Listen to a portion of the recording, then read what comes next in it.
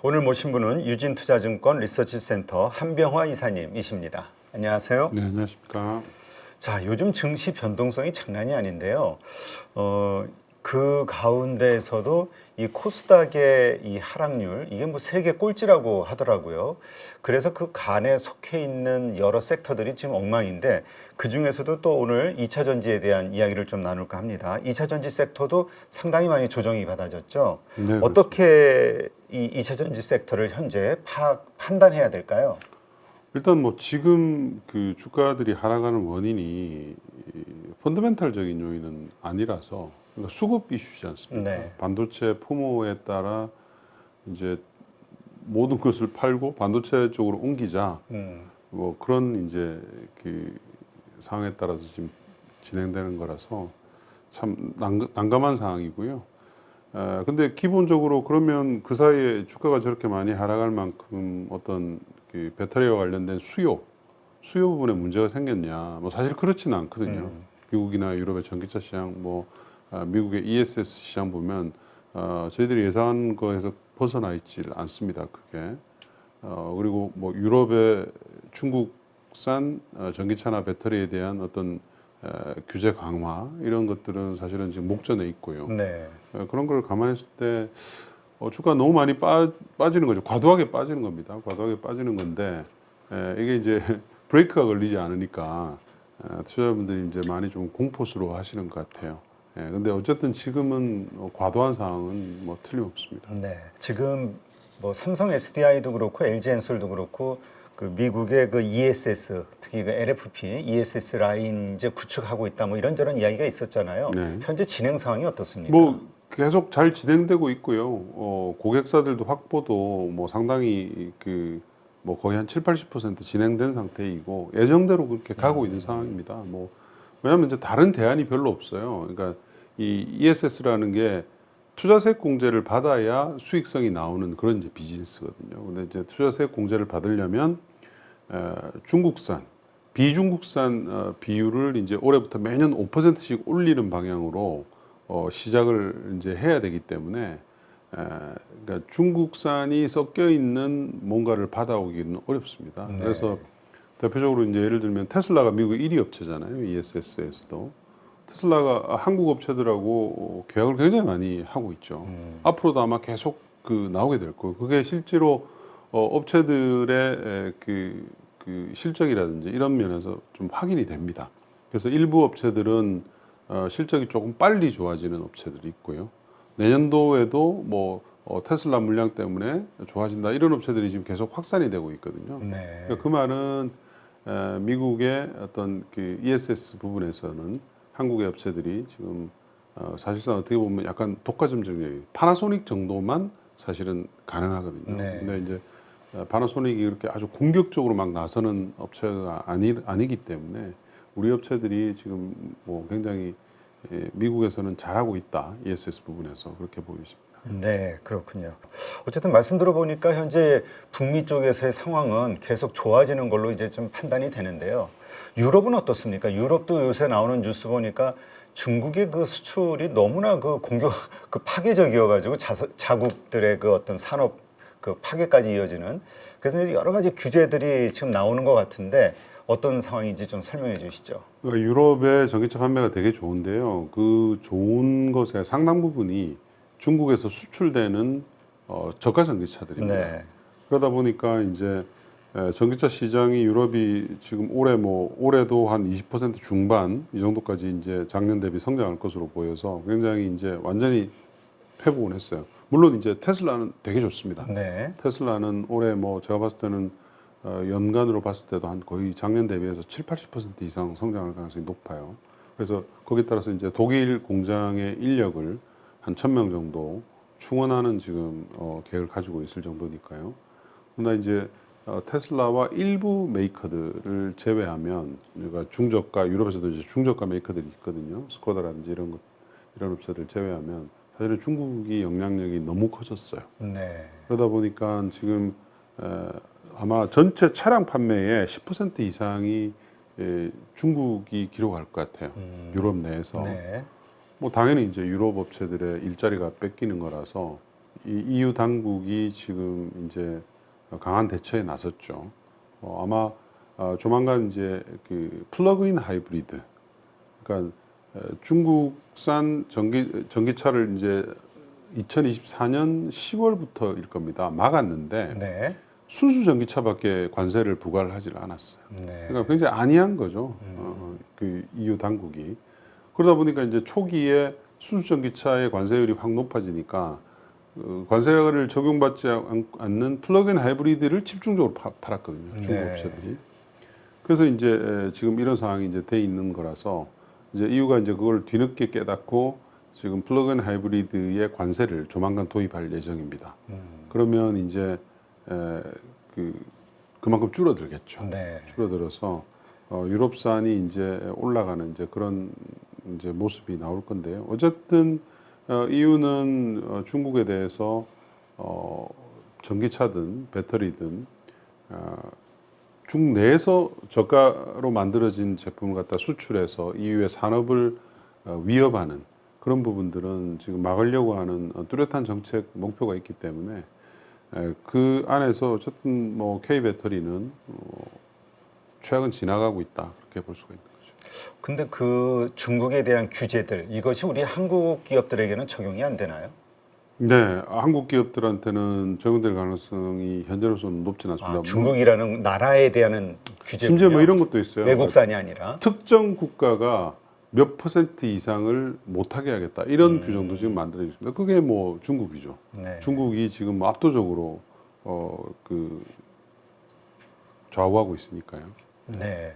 근데 중국 업체들이 이제 만약에 현지화 일자리 공장을 설립하고 일자리를 만들면서 현지화 정책을 통해서 시장을 계속 잡아가겠다 이런 정책을 쓰게 되면 우리하고의 가격 경쟁력은 어떻게 되는 겁니까? 확 줄어들겠죠. 그러니까 지금 이제 EU의 산업 가속화법 안에 보면 그 공장을 그 돌릴 때 인력의 몇 % 이상을 현지에서 채용해라. 네. 그리고 소재 부품이나 이런 부분들까지도 퍼센테이지를 주어질 것 같아요. 그러니까 그렇게 되면 중국에서 싸게 수출하는 모든 이제 것들을 유럽에서 어셈블만 하는, 조립만 하는 이런 구조로 하지 말라는 거거든요. 그러면 당연히 우리 업체들과의 가격 격차가 확 줄어들겠죠. 네. 그리고 궁극적으로는 아마 제 생각에는 EU 전체가 중국 업체들이 장악하고 있는 퍼센테이지 자체를 네. 아예 그 아마 수위 조절을 할 가능성이 높습니다. 나의 그냥 규제 제한의 그렇습니다. 쿼터제를. 네. 뭐 여러 가지 이유가 있겠죠. 뭐 일단 그렇죠. 안보 이슈가 좀 크고요. 그리고 뭐 여러 가지 최근에 이제 유럽에서 이루어지고 있는 정치적인 동향 자체도 과거하고는 좀 많이 달라지고 있는 그런 상태입니다. 네.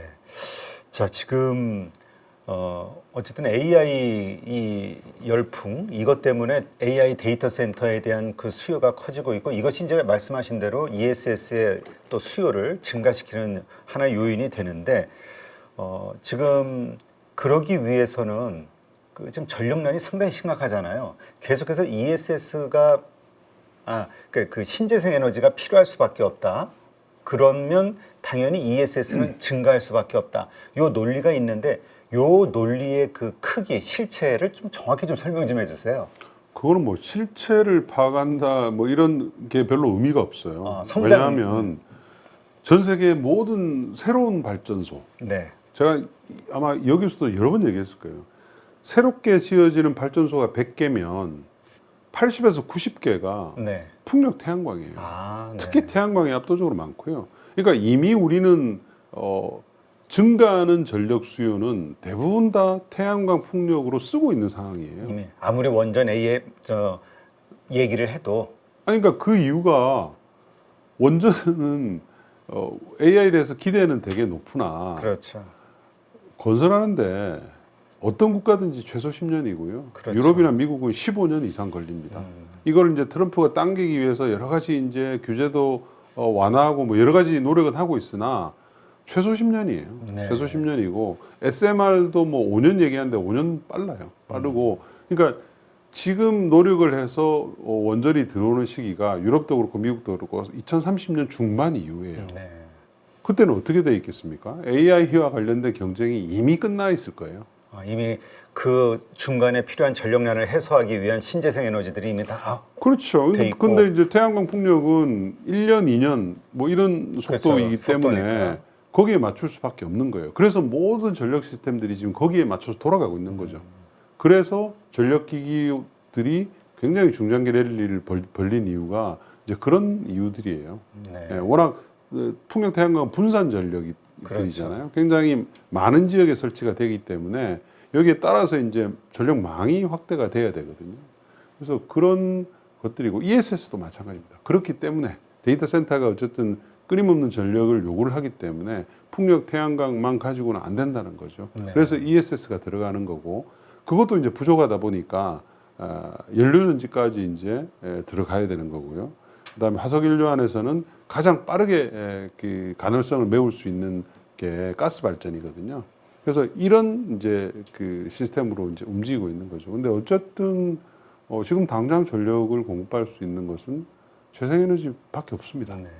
SMR 같은 경우는 그건 어느 정도 시간이 걸리나요? 그것도 원전처럼 10년은 안 걸리잖아요. SMR은 이제 왜냐하면 용량이 작잖아요. 그렇죠. 용량이 작기 때문에 설치하는 데는 당연히 시간이 그보다 훨씬 더 짧죠. 짧은데 문제는 뭐냐면 이제 SMR이 아직 완벽하게 상업적으로 검증된 게 없잖아요. 그렇죠. 네, 러시아나 뭐 중국에 있는 프로토타입을 제외하고는 없습니다. 그러니까 이런 것들이 이제 돌아가면서 거기에서 나오는 일단 제일 중요한 건 단가죠. 전력을 만드는 단가, LCOE.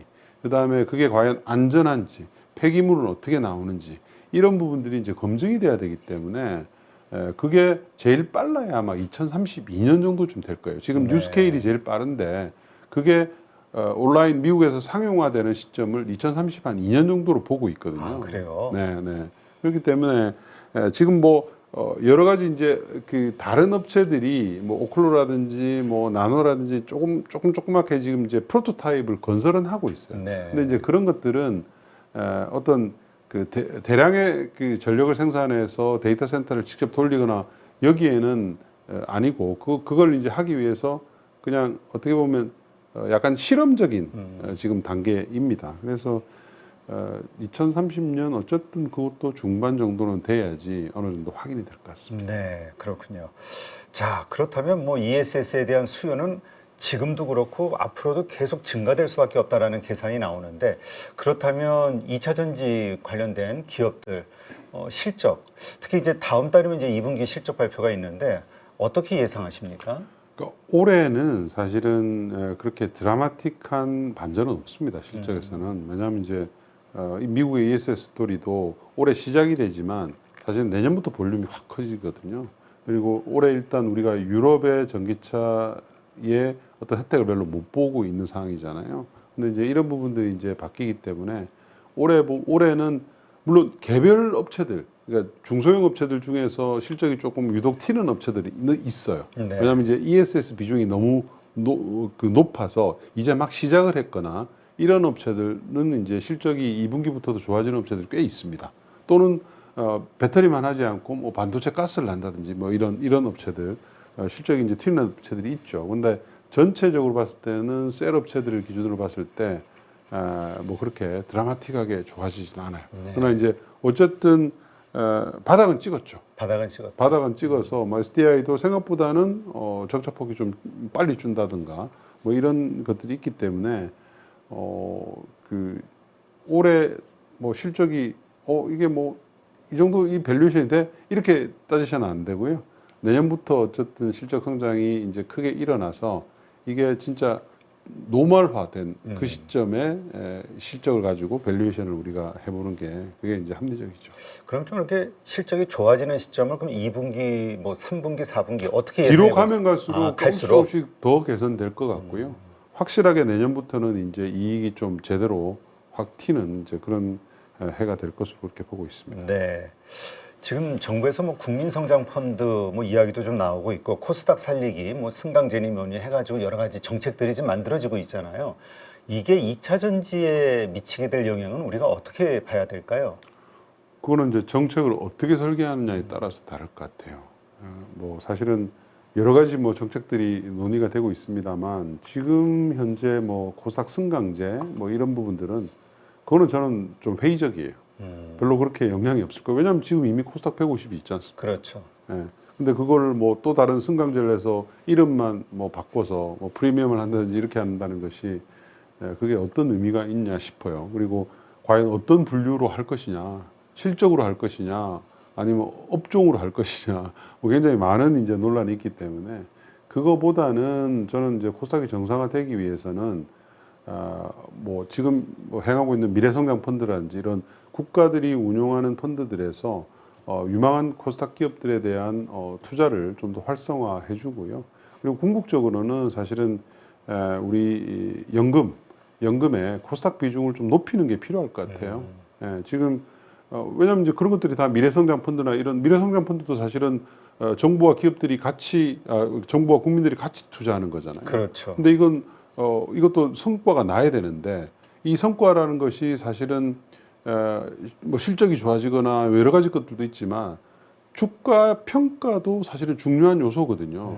그러니까 그런 부분들을 감안했을 때는 지금 현재 우리 이 국민연금이라든지 사학연금이라든지 여러 이제 우리 연기금들의 코스닥에 대한 관련 비중이 좀 너무 낮지 않나 저는 이제 그렇게 판단해요. 물론 이제 반도체가 너무 높아졌기 때문에 그거에 대한 이제 이슈도 있겠지만 미래성장 펀드가 중장기적으로 투자하면서 그런 기업들이 리레이팅이 된다 이렇게 판단할 수가 있는 거잖아요. 그렇죠. 그럼 그런 기업들에 대해서는 연기금의 비중을 높이는 게 필요하죠.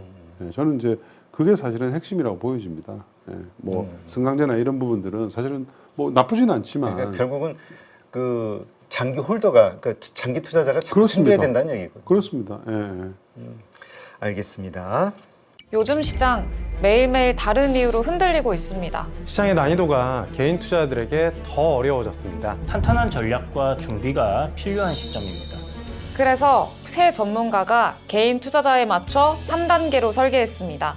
커리큘럼별로 탄탄하게 집중하는 이론, VOD에서 배운 것을 실제로 적용하는 시간, 내 것으로 채워하는 전문가별 과제 운영.